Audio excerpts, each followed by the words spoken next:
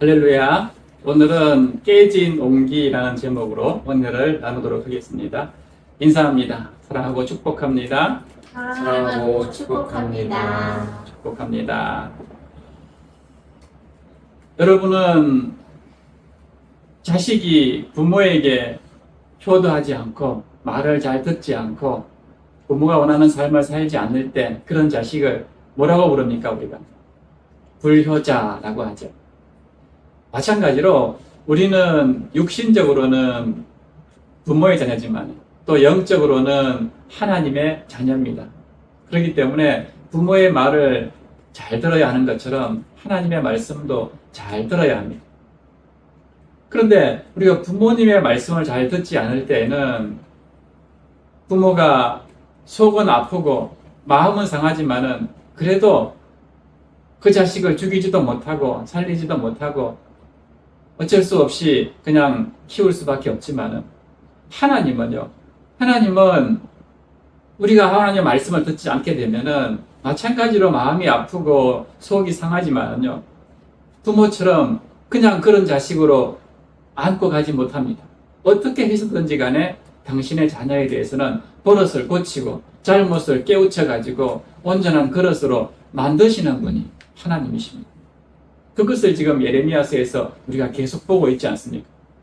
오늘 본문에도 보면은 그런 모습을 하나님께서 보여주고 있는데요. 너무나 말을 안 들으니까 이제는 예레미야로 하여금 그 옹기그릇은 바로 이스라엘을 상징하는데 그 옹기그릇을 토기장이한테 가서 사서 그걸 깨뜨려 버리라고 말씀하십니다. 너희들이 이렇게 말을 안 들으면은 이 옹기그릇이 깨뜨려져서 박살나서 쓸모없는 것처럼 되는 것처럼 너희 이스라엘 백성들도 엄청난 아픔과 징계를 당하게 될 것이다 하는 것을 보여주는 내용인데요. 우리 함께 본문 1절과 2절 말씀 보겠습니다. 하나님이 예레미야 선지자에게 가서 토기장의 집에 가서 토기를 하나 사가지고 백성들과 지도자들을 데리고 하시더 문 어귀에 있는 그 흰놈 골짜기에 가서 하나님의 말씀을 선포하라 라고 말씀을 합니다.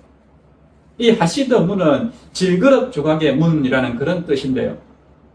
예루살렘 성내에 깨진 질그릇 조각들을 버리는 그런 골짜기, 흰놈의 골짜기로 가는 어귀에 있는 문입니다. 그래서 흰놈의 아들 골짜기로 통과하려는 그런 한 중간에 있는 문인데 이 흰놈의 아들 골짜기는 도벳이라는 그런 이름을 가지고 있었습니다. 예루살렘 남쪽에서 서쪽으로 길게 이어진 공동 쓰레기장 같은 그런 곳이었는데요. 여기에는 그런 예루살렘에서 사는 주민들이 버리는 쓰레기만 거기다 버리는 게 아니라 사람의 시체 또 동물의 시체들까지 거기다 버려가지고 불태우는 한마디로 화장터와 같은 그런 곳이었습니다. 더 우리의 마음을 아프게 하는 것은요, 이 흰놈의 아들 골짜기에 그 이방 신들, 특별히 몰렉 신이라는 그 신에게 사람의 자식, 자녀를 불태워서 드리는 인신 제사를 그곳에서 행했다 하는 그런 기록이 있습니다. 그렇기 때문에 이 흰놈의 아들 골짜기는요, 사시사철, 24시간 그 사람과 시체를 불태우는 또 쓰레기를 불태우는 시커먼 연기와 화염이 꺼지지 않는 곳이다 해가지고 마치 지옥과 같다 하는 그런 의미로 지옥의 대명사로 성경에서는 사용되고 있습니다. 그렇다면 하나님은 왜 이런 곳에 유다의 지도자들을 또 백성의 지도자들을 다 데리고 가서 하나님의 말씀을 선포하라라고 말씀하셨을까요? 짐작하시겠지만은 너희들이 이런 삶을 계속 살게 되면 하나님의 말씀에 순종하지 않고 계속해서 너희들 마음대로 그렇게 우상을 숭배하면서 살게 되면 너희들이 이와 같은 꼴을 당하게 될 것이다 하는 것을 그 지옥과 같은 흰놈의 아들 골짜기에서 보여주는 것입니다. 이렇게 흰놈의 아들 골짜기로 지도자들을 데리고 간 예레미야는 그곳에서 세 가지를 선포하는데요. 첫 번째는 무서운 재앙이 임하게 될 것을 말씀합니다. 3절 하반절 보세요. 보라, 내가 이곳에 재앙을 내릴 것이라. 그것을 듣는 모든 자의 귀가 떨리니. 이 재앙이 얼마나 크고 무서운 재앙인지 그 모습을 듣고 보는 모든 사람들의 귀가 두려워서 덜덜 떨린다는 것입니다. 그리고 두 번째로는 이 재앙을 내리는 이유를 선포하는데요. 4절과 5절 말씀 보세요. 이는 그들이 나를 버리고 이곳을 불결하게 하며 이곳에서 자기와 자기 조상들과 유다 왕들이 알지 못하던 다른 신들에게 분향하며 무죄한 자의 피로 이곳에 채웠음이며 또 그들이 바알을 위하여 산당을 건축하고 자기 아들들을 바알에게 번제로 불살라 드렸나니 이는 내가 명령하거나 말하거나 뜻한 바가 아니니라. 여기 보면 재앙을 내리는 이유를 네 가지로 말하는데요. 첫째는 하나님을 버렸기 때문이라고 합니다. 두 번째는 다른 신들을 섬겼기 때문이고, 세 번째는 무죄한 자의 피를 흘렸기 때문이고, 네 번째는 바알에게, 그 우상에게 자식들을 번제로 불살라 드렸기 때문이다 라고 말합니다. 한마디로 말하면 하나님을 버리고 이 유다 백성들이 사탄의 영, 악한 영에 사로잡혀가지고 그렇게 살았다 하는 것입니다. 자식이 부모 말씀에 순종하지 않는 것은 다 이유가 있습니다. 왜 그럴까요? 부모의 말씀보다도 자기가 지금 더 사로잡혀 있는 그 어떤 것이 있기 때문에 그렇습니다. 뭘 해오라고 해도 그 말을 듣지 않는 이유는 뻔하지 않습니까? 내가 지금 하고 있는 다른 어떤 것이 부모의 말보다 더 중요하고 더 가치 있다고 생각하기 때문에 그 말을 듣지 않는 것입니다. 그것은 여러분도 잘 아실 것입니다. 한참 게임에 빠져 있는 사람은 지금 게임하고 있는 게 너무너무 급하고 막 다급하니까 그게 끝날 때까지는 말을 안 듣는 것입니다. 또 나쁜 친구들과 어울려 다니는 그런 아이들은 그 친구의 영향 때문에 그 친구와 만날 약속, 그 친구와 함께 살아야 되는 여러 가지 문제들 때문에 부모의 말이 귀에 안 들어오는 것입니다. 마찬가지로 하나님의 자녀들이 하나님의 말씀에 순종하지 않는 것도 그렇습니다. 하나님보다도 내가 더 밀착해서 집착하고 아끼고 사랑하는 그 무엇이 있기 때문에, 그 영에 사로잡혀 있기 때문에 아무리 선지자가 말씀을 선포하고 하나님이 재앙을 내려도 이것이 귀에 안 들어오는 것입니다. 그것보다도 나에게는 더 중요한 어떤 것이 있는데 그것이 바로 어둠의 세력, 악한 영에 사로잡혀 있기 때문에 그렇습니다. 오늘 유다 백성들의 모습이 그런 거 아닙니까? 이렇게 어둠의 세력에 미혹되니까 하나님의 말씀이 귀에 들어오지 않습니다. 그 악한 우상의 그런 세력에 완전히 마음이 빼앗기고 사로잡혀가지고 심지어 정말 상상도 할 수 없는 자기 자식들까지도 그 몰렉이라는 신 앞에 불에 태워가지고 인신 제사를 드리는 이런 일들을 지금 유다 백성들이 하고 있는 것입니다. 얼마나 악한 영에 사로잡혔으면 이런 일을 벌이고 있겠습니까? 오늘 우리도 마찬가지입니다. 우리가 하나님을 떠나서 세상을 바라보면서 세상 사람들과 버텨서 그렇게 살아가게 되면 마찬가지로 그 세상 가치관이 우리에게 그대로 들어오게 됩니다. 교회 안에도 그대로 들어오게 됩니다. 그래서 교회에 여러 가지 갈등과 분열이 생기면요, 교회 내에서 말씀으로 해결하지 않고 세상 법정으로까지 가지고 갑니다. 그래서 네가 이기나 내가 이기나 세상 사람들 앞에서 교회가 판단받는 이런 무서운 일들을 우리가 얼마나 많이 봅니까? 그것들이 다 악한 영에 사로잡힌 정말 하나님이 보시기에 안타까운 모습들인 것이죠. 그래서 나는 정말 지혜롭게 산다라고 자부할지 몰라도 결국에는 우리의 이 모든 행동들이 얼마나 무지하고 미련한지를 똑똑하게 깨닫게 될 것입니다. 잠언 27장 22절 보세요. 미련한 자를 곡물과 함께 절구에 넣고 공의로 찌을지라도 그의 미련은 벗겨지지 아니하느니라. 그렇습니다. 영적으로 무지하고 미련한 것은요, 그 어떤 것으로도 벗겨지지 않습니다. 오직 자신의 죄를 하나님께 회개할 때 예수 그리스도의 피가, 그 보혈의 피가 나를 무지함과 미련함에서 벗어나게 해주시고 그것을 깨닫게 해주시는 것입니다. 그러므로 여러분, 내가 혹시 오늘 남유다 백성들처럼 예수님보다도 다른 그 어떤 것을 더 사랑하고 섬기고 있다면 그것이 바로 하나님을 멀어지게 하는 우상이다 하는 것을 깨닫기 바랍니다.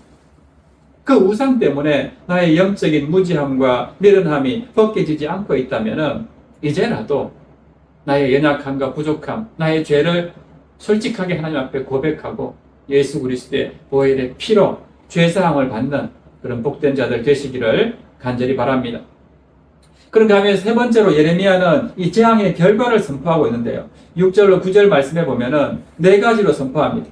첫째는 흰놈의 아들 골짜기, 즉 도벳을 이제는 죽음의 골짜기로 부르게 될 것이다 하고 말씀합니다. 한마디로 남유다가 이제 심판을 받게 되는 날, 즉 바벨론이 쳐들어와서 모든 나라와 백성들이 죽임을 당하고 포로로 잡혀가고 하는 그날, 이 흰놈의 아들 골짜기, 지금은 도벳이라고도 부르고 또 흰놈의 아들 골짜기라고 불렀는데 여기가 바로 죽음의 골짜기다 하는 그런 이름으로 불리게 될 것이다. 너희들에게 이만큼 무시무시한 일들이 일어나게 될 것이다 라고 선포합니다.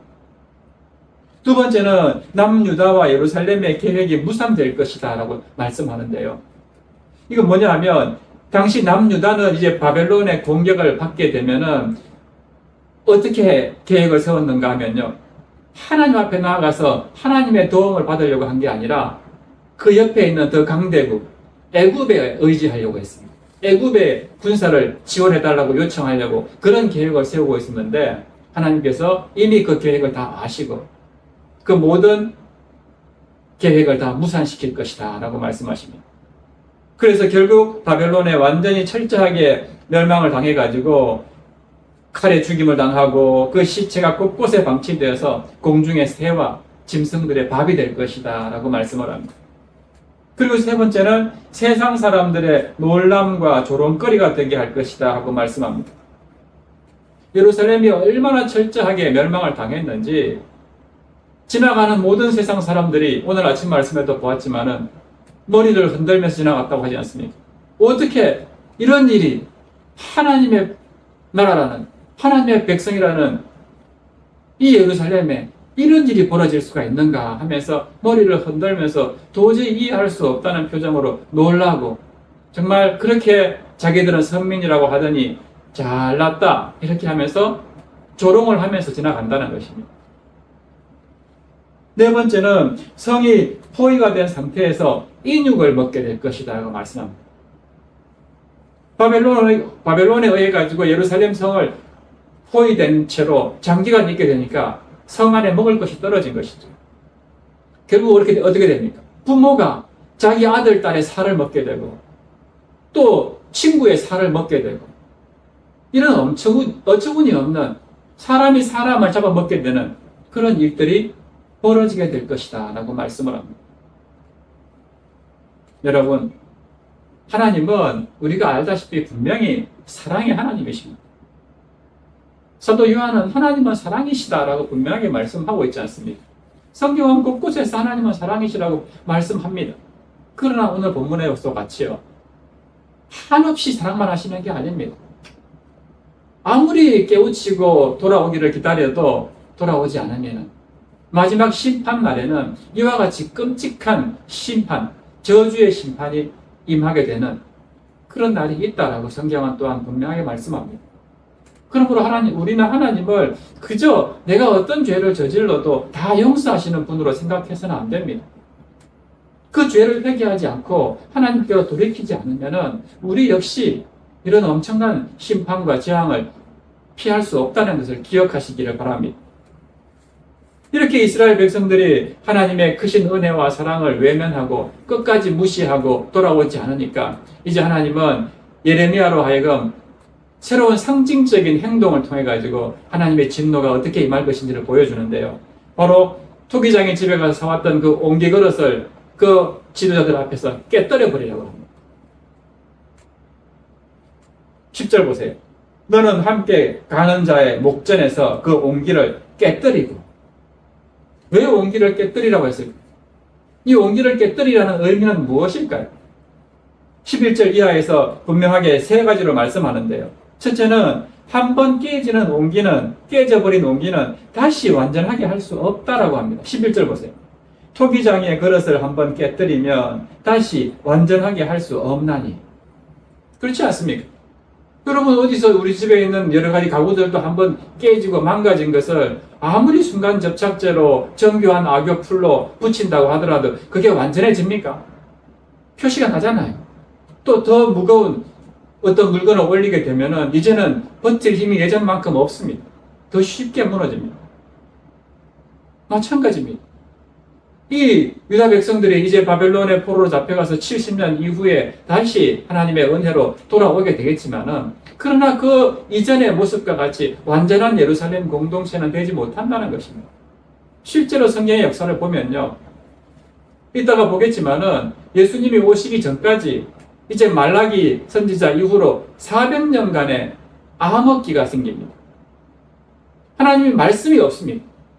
그전에는 선지자를 보내고 말씀을 통해서 이스라엘 백성들을 돌아오라고도 말씀하셨지만은 그 400년 동안의 기간에는 아무 말씀이 없습니다. 그래서 암흑기라고 부릅니다. 철저하게 내버려 두시는 그런 징계가 말라기 선지자 이후로 이제 예수님이 오실 때까지 긴 세월 동안 이스라엘 가운데 있었다라 하는 것입니다. 이렇게 토기장의 그릇이 한번 깨지게 되면 더 이상 완전해질 수 없다 하는 것을 하나님은 말씀하고 있는 것입니다. 두 번째로 이 깨진 온기는 이제 더 이상 가치가 없습니다. 온전한 그런 실체가 있을 때 우리가 가치를 매기는 것이지 망가지고 깨뜨리는 그런 그릇은 아무 가치가 없습니다. 자동차도 요즘 홍수가 많이 나고 하는데 물에 침수된 자동차들 중고차 시장에 내놔도 팔리지 않습니다. 잘 닦아가지고 아닌 것처럼 속에서 팔면 몰라도 이미 그게 침수된 차라는 것을 알게 되면 아무도 안 사갑니다. 언제 고장날지 모르기 때문에 위험한 걸 어떻게 살 수가 있습니까? 가치가 없어지는 것입니다. 마찬가지로 깨진 온기, 이것은 이제 아무 가치가 없다는 뜻입니다. 예루살렘 성읍이 그동안에는 하나님의 도성, 하나님의 성전이 있는 그런 거룩한 곳이라고 모든 나라의 이름이 날리고 너희들도 그렇게 믿었지만은 이제는 그 성읍이 아무런 가치 없는 존재가 될 것이다 라고 말씀하십니다. 12절 하반절을 보세요. 이 성읍으로 도벳 같게 할 것이요. 13절에도 보면 도벳 땅처럼 되리라 하고 말씀합니다. 아까 도벳이 어떤 곳이었습니까? 흰놈의 아들 골짜기, 온갖 쓰레기를 다 태우고 사람과 짐승의 시체를 태우고 심지어 몰렉신에게 자식을 번제물로 불태워서 바쳤던 것, 한마디로 지옥과 같은 곳, 예루살렘을 그렇게 만들겠다는 것입니다. 하나님을 의지하지 않는 나라, 하나님을 의지하지 않는 개인이나 민족은 반드시 멸망당하고 심판당한다는 것을 역사가 증명하고 있습니다. 미국이라는 나라가 짧은 200여 년의 역사 속에서 오늘날 세계 초강대국이 될 수 있었던 것은 여러분도 잘 알다시피 하나님을 의지하는 믿음의 바탕에서 세워진 국가였기 때문입니다. 지금은 많이 변질되었지만은 지금도 미국 대통령이 취임 선서를 할 때 어디에 손을 얹고 하시는지 알지 않습니까? 성경책 위에다 손을 얹고 취임 선서를 합니다. 나는 몇 대 대통령으로서 성경 위에 손을 얹고 어떻게 임무 수행하겠다고 다짐합니다. 그런데 지금은 너무너무 많이 변질돼 가지고요. 실업자도 많고 가장 불안한 나라로 전락하고 점점 미국은 이 각종 악성 사고들이 끊이지 않는 그런 실망스러운 나라로 전락하고 있다고 합니다. 그 이유가 뭐겠습니까? 그만큼 하나님 중심의 그런 신앙에서 점점 믿음을 떠나서 살아가는 그런 나라가 되어가고 있기 때문에 그런 것입니다. 우리나라도 예외가 아닙니다. 지금 1,000만 명 가까운 인구가 기독교인이라고 하는데요. 얼마나 악하고 추한 사건, 사고들이 사회는 물론이고 교회 안에서까지 벌어지고 있습니다.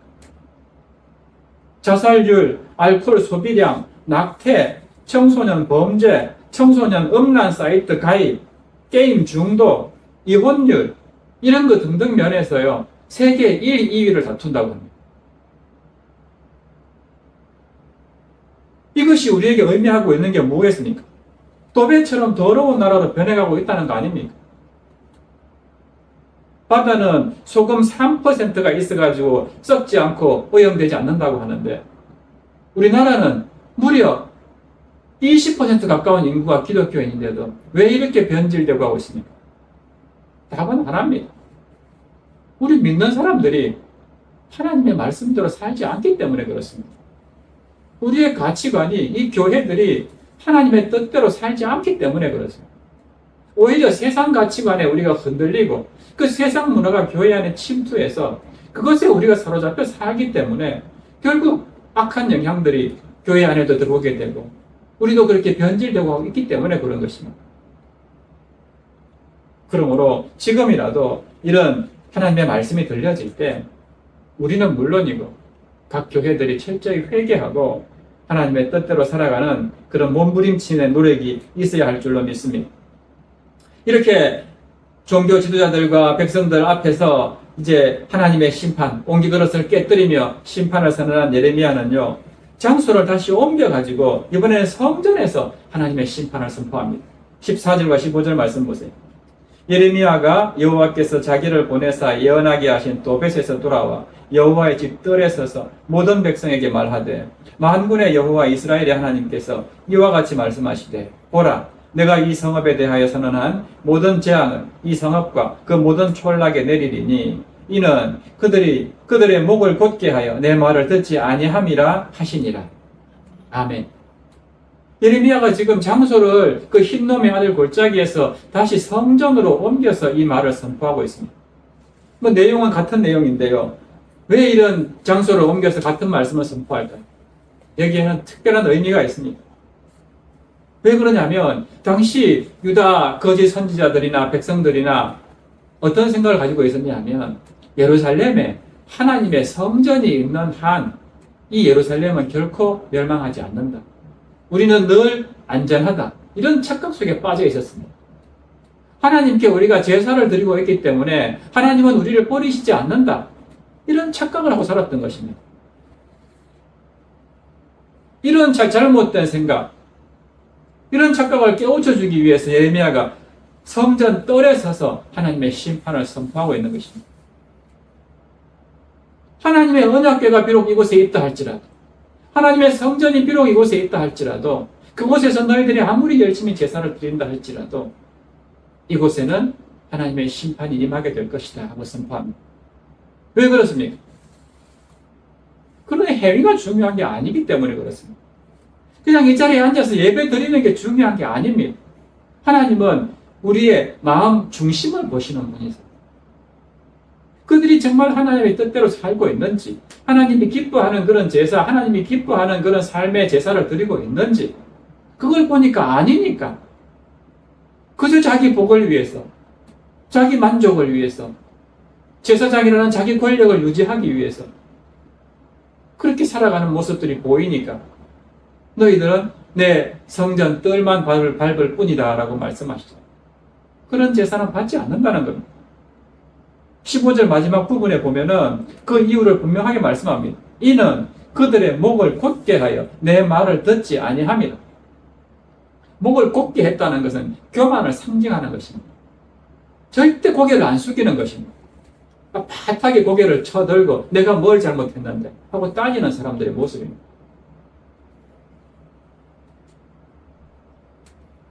이렇게 하나님의 말씀에 순종하지 않을 때 신명기 28장에 보면은 복과 저주의 말씀이 기록되어 있는데요. 그 특별히 저주의 말씀 28장 15절부터 19절 말씀 보겠습니다. 내가 만일 내 하나님 여호와의 말씀을 순종하지 아니하여 내가 오늘 내게 명령하는 그의 모든 명령과 규례를 지켜 행하지 아니하면 이 모든 저주가 내게 임하여 내게 이를 것이니 내가 성읍에서도 저주를 받으며 들에서도 저주를 받을 것이요 또 내 광주리와 떡반죽 그릇이 저주를 받을 것이요 내 몸의 소생과 내 토지의 소산과 내 소와 양의 새끼가 저주를 받을 것이며 내가 들어와도 저주를 받고 나가도 저주를 받으리라. 하는 모든 일에 다 하나님께서 저주를 내리시겠다는 것입니다. 어떻게 하면요? 하나님의 말씀에 순종하지 않은 하나님의 자녀라고 하면서도 끝까지 내 말에 순종하지 않고 회개하지 않으면 네가 하는 모든 일에 내가 저주를 내릴 것이다 라고 선포하고 있습니다. 그런데 이 유다 백성들, 거짓 선지자들은 이 말씀은 귀에 들어오지 않습니다. 자기들은 이런 저주를 받을 행동을 하지 않았다고 생각합니다. 하나님의 말씀이 어떤 뜻인지도 모르고 그저 자기 마음대로 해석해서 자기 이 생각에 유익한 대로 눈에 좋은 대로 살아가놓고는 그래도 자기들은 하나님께 열심히 제사 드렸고 하나님의 백성이고 할례받은 민족이기 때문에 이런 저주는 임하지 않을 것이다. 예루살렘은 평안할 것이다. 이렇게 생각했던 것이죠. 오늘 우리도 마찬가지입니다. 마음 중심으로 하나님이 기뻐하시는 삶을 살지 않고 하나님이 기뻐하시고 온전하신 뜻이 무엇인지 분별해서 정말 우리 몸을 거룩한 산 제사로 하나님께 드리려는 그런 노력이 없이 그저 내가 교회만 다니니까 우리 부모님이 모태 신앙이니까 나는 세례를 받았기 때문에 나는 열심히 11조하고 나는 열심히 주일 성수하기 때문에 또 내가 다니는 교회는 이름만 되면 다 아는 우리나라의 정말 엄청난 큰 대형 교회이기 때문에 나는 결코 저주받지 않을 것이다. 나는 영원히 하나님 나라에서 살게 될 것이다. 착각입니다. 모태신앙이라고 구원받는 게 아니지 않습니까? 내가 세례받았다고 무조건 구원받나요? 세례는 그냥 사람들 앞에서 보여주는 하나의 의식입니다. 믿음의 고백인데 세례받고 나서 전혀 그 세례의 의미도 모르고 하나님을 모르는 사람처럼 살아간다면 그 세례가 무슨 의미가 있습니까? 이스라엘 백성들이 할례 받았던 것과 똑같은 뜻이잖아요. 큰 교회가 무슨 의미가 있습니까? 큰 교회가 우리를 구원합니까? 큰 교회 담임 목사님 말씀만 잘 들으면 내가 구원받습니까? 그렇지 않습니다. 구원은 내 믿음으로 받습니다.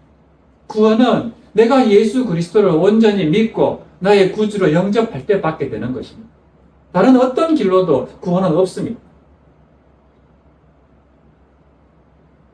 아무리 교회가 커도 그것이 예수 그리스도의 몸된 교회가 되지 못한다면 그것은 단지 보기 좋은 건물에 불과합니다.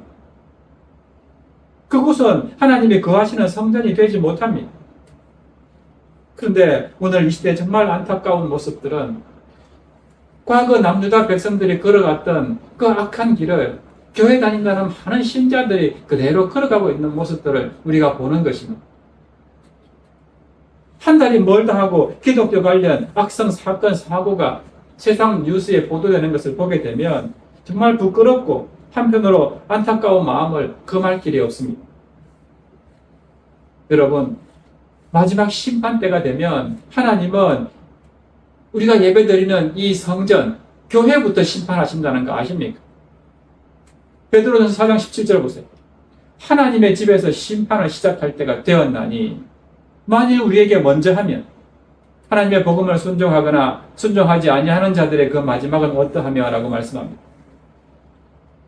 우리가 먼저 심판받게 된다는 것입니다. 이 심판이 진노의 심판이 아니고 생명과 멸류관의 심판이 우리에게 임해야 되지 않겠습니까? 그러려면 어떻게 해야 될까요? 답은 오직 한 가지입니다. 오직 예수 그리스도, 오직 십자가의 길을 걷는 것뿐입니다. 좁은 길, 험한 길을 따라가는 것뿐입니다. 넓은 길은 죽음의 길이라고 말하지 않습니까? 그 길만이 우리를 생명으로 인도하고 영광의 면류관을 씌워줄 것입니다. 히브리서 12장 2절 보세요. 믿음의 주여 또 온전하게 하시는 이인 예수를 바라보자. 그는 그 앞에 있는 기쁨을 위하여 십자가를 참으사 부끄러움을 개의치 아니하시더니 하나님 보좌 우편에 앉으셨느니라. 어떻게 했을 때 하나님 보좌 우편에 갔다고 합니까? 믿음의 주여 또 온전하게 하시는 이인 예수를 바라보자. 주님을 바라보고 주님의 말씀에 순종하는 그런 삶을 살 때만이 우리가 영광의 면류관을 받아 쓸 수 있다는 것을 기억하시기 바랍니다. 이스라엘 백성들은 이 하나님의 뜻을 알지 못하고 그저 모든 율법들을 자기한테 유익하도록 재해석해서 그렇게 자기 만족을 위해서 제사장부터 장로들부터 모든 종교 지도자들이 백성들에게 그런 잘못된 가르침을 가르치고 결국은 하나님을 떠나서 엄청난 우상을 숭배하는 심판을 자초하고 말았습니다. 그런데 이것이 무려 솔로몬 초기 때부터 해가지고요. 말라기 시대까지 350년이 넘도록 엄청난 우상 숭배의 길을 걸었습니다. 결국 구약 성경의 마지막 책인 말라기서에 보면요. 하나님께서 이렇게 책망합니다. 보라, 말라기 2장 3절 보세요. 보라, 내가 너희의 자손을 꾸짖을 것이요. 똥, 곧 너희 절기의 희생의 똥을 너희 얼굴에 바를 것이라. 너희가 그것과 함께 제하여 버림을 당하리라. 네 얼굴에다 똥칠하겠다는 것입니다. 그리고는 그 똥과 함께 너희들을 다 제거해 버리겠다는 것입니다. 얼마나 무서운 말씀이십니까? 결국은 아까도 말씀드렸지만은 이 말라기 선지자 시대 이후로 정말 똥과 같이 제거해 버려가지고 예수님이 오실 때까지 400년 동안 아무런 하나님의 말씀이 없습니다. 자기들 마음대로 살도록 내버려 두신 것이죠. 그래서 학자들은 이 시기를 신구약 중간기, 암흑기다라고 부릅니다.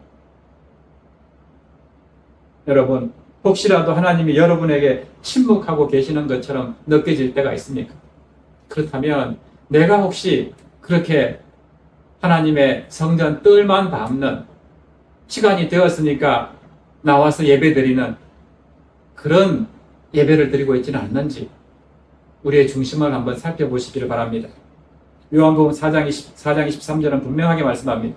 하나님께 참되게 예배하는 자들은 영과 진리로 예배할 때가 오나니 곧 이때라. 아버지께서는 자기에게 이렇게 예배하는 자들을 찾으시느니라. 영과 진리로 그렇게 예배하는 자들을 하나님은 찾으신다라고 말씀하십니다.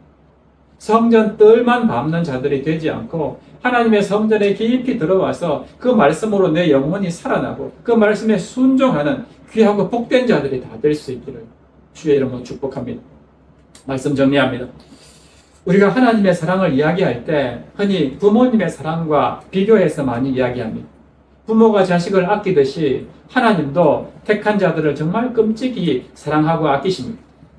심지어 독생자 예수 그리스도를 내 대신 죽게 하시기까지 사랑하시는 분이 하나님이십니다. 그러나 부모 사랑과 하나님의 우리를 향한 사랑은요, 차이가 있는 게 있는데, 부모들은 자식이 말을 듣지 않고 자꾸만 다른 길로 가게 되면은, 어릴 때는 매를 들고 또 이렇게 여러 가지 혼을 내면서 바른 길로 올 수 있도록 가르쳐 주고 하다가 끝내 말을 듣지 않으면은 내 팔짱가 보다. 더 이상 나는 어떻게 할 수 없다 그러면서 내버려 둘 수밖에 없는 그게 부모의 사랑입니다. 그 부모 자식과의 관계입니다. 그런데 하나님은 어떨까요? 아까도 말씀드렸지만은 똑같이 잘못하면 징계를 합니다. 벌을 내리십니다. 근데 한 번 택하신 당신의 백성은 끝까지 포기하지 않는 게 하나님의 사랑입니다. 그래서 어떻게 합니까?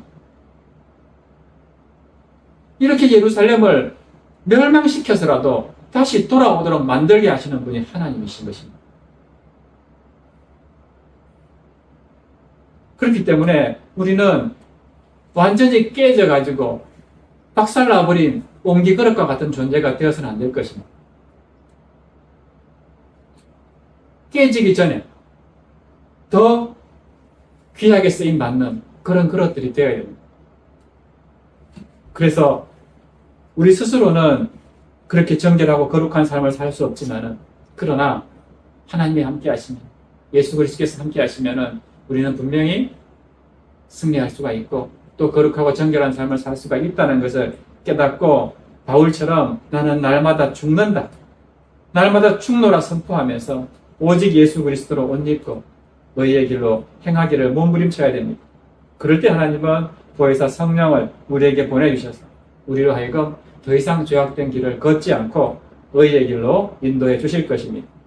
그래서 정말 깨진 옹기 그릇이 아니라 하나님의 손에 귀하게 쓰임받는 그런 아름다운 그릇들 다 되시기를 주님의 이름으로 축원합니다. 자, 이 시간 우리 주가 일하시네 찬양하고 이 말씀 생각하면서 기도했으면 좋겠습니다.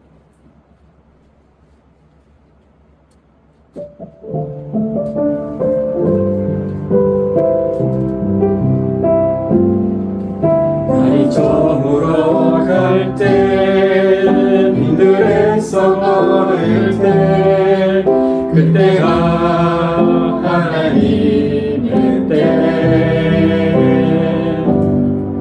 내 힘으로 안 될 때, 빈손으로 걸을 때, 내가 고백해 여호와 이래.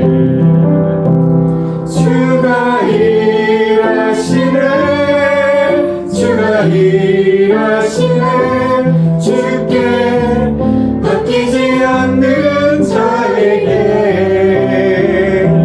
주가 일하시네 주가 일하시네 신뢰하며 얻는 자에게 우리 모인 이곳에 주님 함께 계시네 누리네 아버지 은혜 적은 떡과 물고기 내 모든 걸 드릴 테 모두 고백해 여호와 이래 주가 일하시네 주가 일하시네 주께 바뀌지 않는 자에게 주가 일하시네 주가 일하시네 신뢰하며 얻는 자에게 주가 일하시네 주가 일하시네 주가 일하시네 주께 바뀌지 않는 자에게 주가 일하시네 주가 일하시네 신뢰하며 얻는 자에게 아멘. 이 시간 우리 주신 말씀 생각하면서 함께 기도하겠습니다.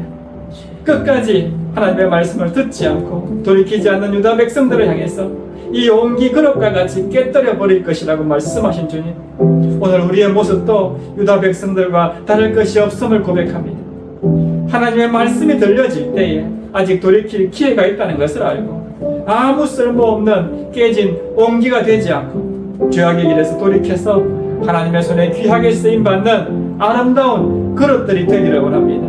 하나님, 우리를 불쌍히 여겨주시옵소서. 긍휼히 여겨주시옵소서. 우리 이런 마음으로 주님 이름 한번 부르신 후에 함께 기도하겠습니다.